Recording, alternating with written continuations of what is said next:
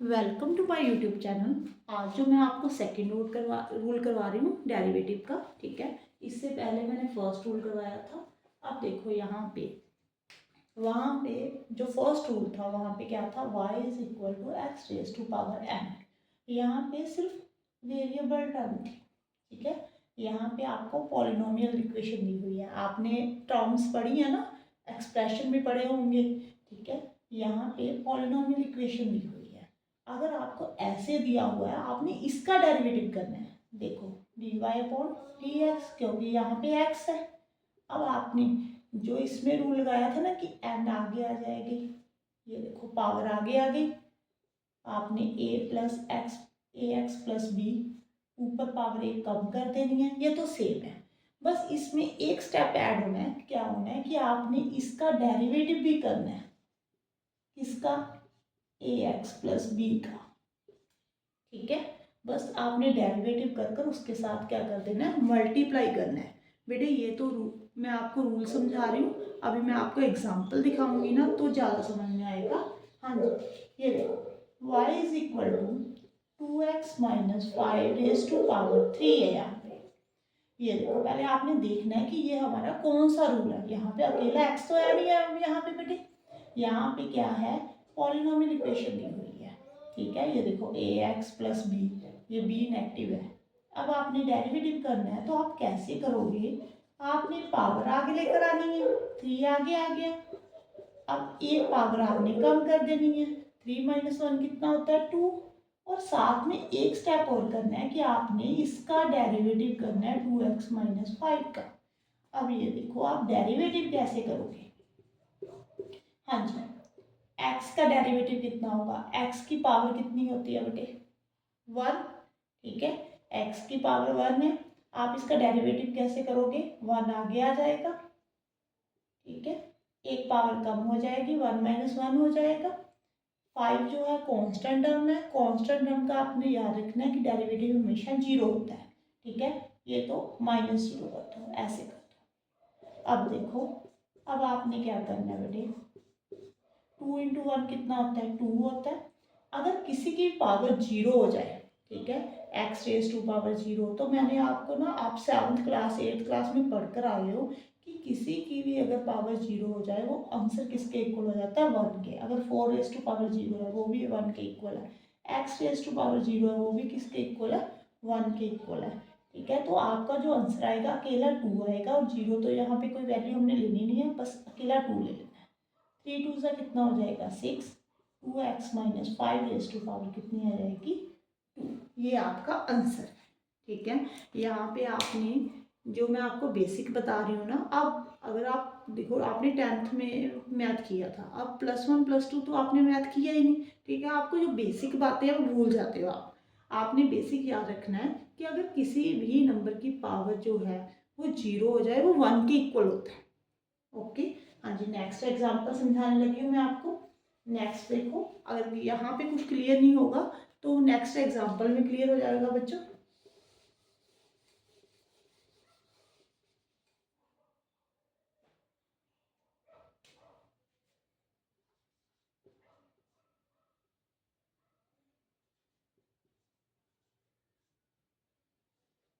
हाँ जी बेटे, ये वाली एग्जांपल है। अब आपने क्या करना है, डेरिवेटिव करना है। कैसे करोगे डेरिवेटिव, 6 आगे, ये लिख दिया मैंने 6, और एक पावर कम 5, ठीक है। अब आपने डेरिवेटिव करना है 4 माइनस 2x। ये देखो 4 का जो डेरिवेटिव है वो कितना होता है, 0 होता है, ये सबको मालूम है। हाँ जी, मैंने x का डेरिवेटिव आपको पीछे करके बताया था। जब आपने डेरिवेटिव किया तो कितना आंसर आता था, 1। अब आप रिजल्ट याद रखो बेटे कि जब भी आप x का डेरिवेटिव करते हो तो आपका जो आंसर है 1 आता है। अब बार बार थोड़ा ना कर कर देखोगे आप, ठीक है। मैंने एक में आपको कर कर दिखा दिया कि क्यों आंसर 1 होता है, ठीक है। x का जब आप डेरिवेटिव करोगे तो आंसर 1 आएगा, तो 2 साथ में है तो साथ में लिखा जाएगा, ठीक है। तो यहाँ पे 0 माइनस 2 कितना होता है, -2। आपने माइनस को इग्नोर नहीं करना। यहाँ पे 90% स्टूडेंट मिस्टेक कर देते हैं, यहाँ पे पॉजिटिव लिख देंगे, ठीक है। 2 माइनस को इग्नोर ही कर देंगे, माइनस को इग्नोर नहीं करना बेटे। 6 इंटू 2 कितना होता है, -12। 4 minus 2x raise to power 5। I think आप सबको समझ में आ रहा है। अगर कोई प्रॉब्लम होगी तो कमेंट बॉक्स में मुझे बताना। हाँ जी, नेक्स्ट एग्जाम्पल करते हैं हम। ये देखो बेटे, नेक्स्ट एग्जाम्पल कौन सी है?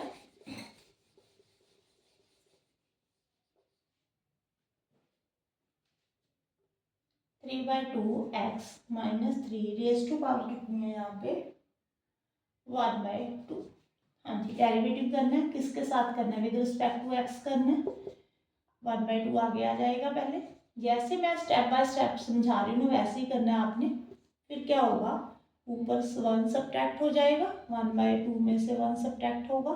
ठीक है, यहाँ पे फ्रैक्शन में लिखा हुआ था पावर, तो मैंने 1 माइनस ऐसे ही -1 डाल दिया। ठीक है, अब आपने डेरिवेटिव करना है किसका? जो बीच में लिखा हुआ उसका।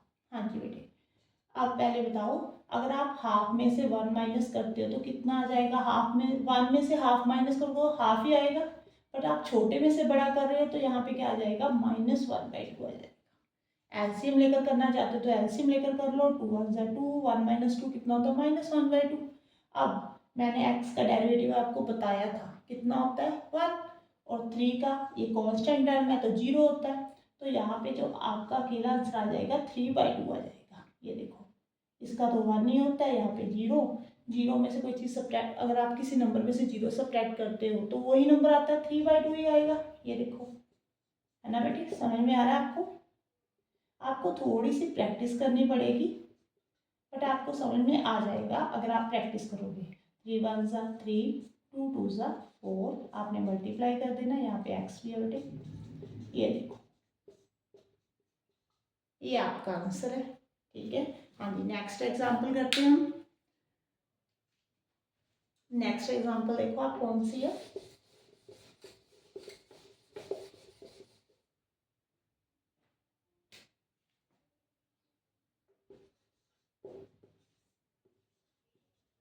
हाँ जी, फर्स्ट जब मैंने आपको रूल समझाया था तो मैंने बताया था कि रूट का मतलब क्या होता है। रूट का मतलब कितनी पावर होती है, आपने वो कंसेप्ट याद रखना है। रूट का मतलब क्या होता है?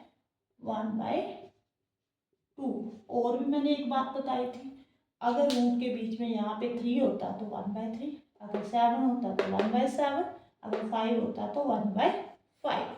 अब आपने इसका डेरिवेटिव करना है। कैसे डेरिवेटिव करोगे बच्चों? हाँ जी, कैसे करेंगे? 1/2 आगे। ओके, अब पावर एक क्या हो जाएगी? कम हो जाएगी। 1/2 में से 1 सब्ट्रैक्ट होगा और साथ में डेरिवेटिव किसका होगा?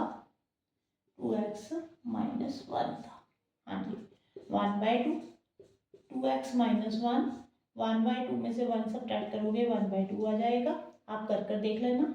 अब इसका डेरिवेटिव, x का डेरिवेटिव याद रखना, हमेशा आंसर कितना होता है? 1, तो अकेला 2 आ जाएगा। 1 का 0 होता है, 2 माइनस 0 कितना होता है? 2। तो यहाँ पे देखो 2 माइनस 0 2 होता है, यहाँ पे 2 लिख लो। 2 के साथ 2 को कैंसिल कर दो, तो जो आपका आंसर है 2x माइनस 1 1/2 आ जाएगा। ठीक है, अगर पॉजिटिव करना चाहते हो तो नीचे ले जाना, अगर और भी एक्सपेंड करना चाहते हो तो ऐसे लिख लेना। ठीक है, क्योंकि रूट का मतलब 1/2 होता है, तो आप 1/2 को छोड़कर वहाँ पे रूट भी लिख सकते हो। ठीक है, आई थिंक आप सबको समझ में आ रहा है। हाँ जी, next example.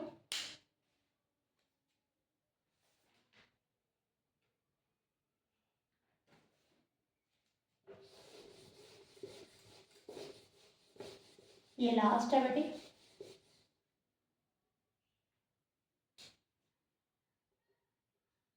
y is equal to 3x, यहाँ पे -5, यहाँ पे 5/6।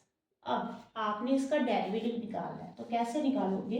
dy/dx, 5/6 आगे आ जाएगा, एक कम हो जाएगी पावर।